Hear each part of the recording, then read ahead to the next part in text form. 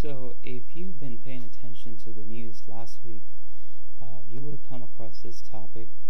It's been a hot topic as it relates to Cheddar Man.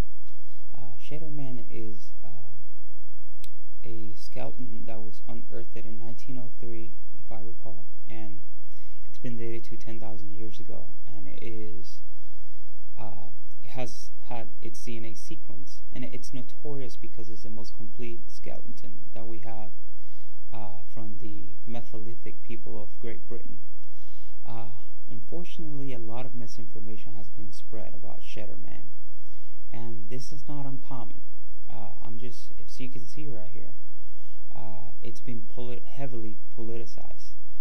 It's talking about how the first British people were black, how this should be used to think about immigration. And I want to say first and foremost, this isn't new.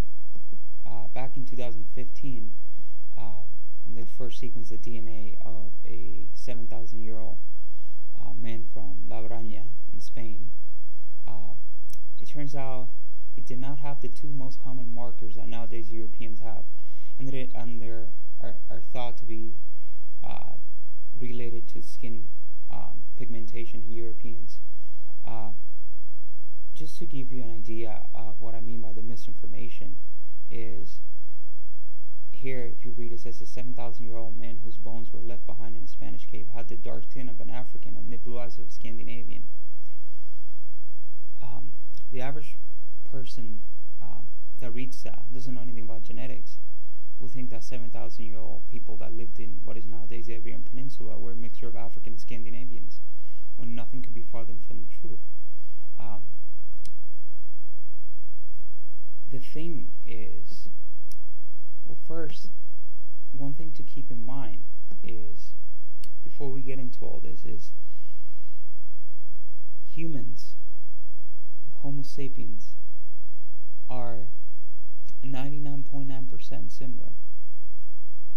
So we're fairly similar. We're a fairly young species on the planet, and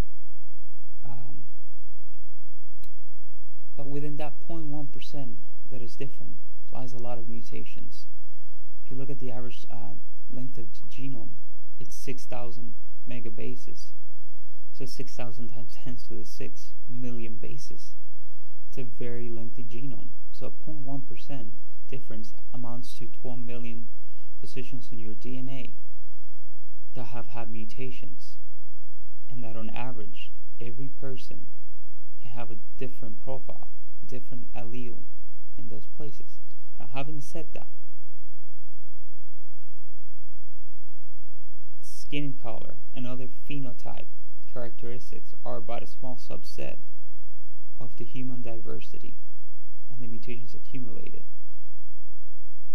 However, skin pigmentation is what is known as a polygenetic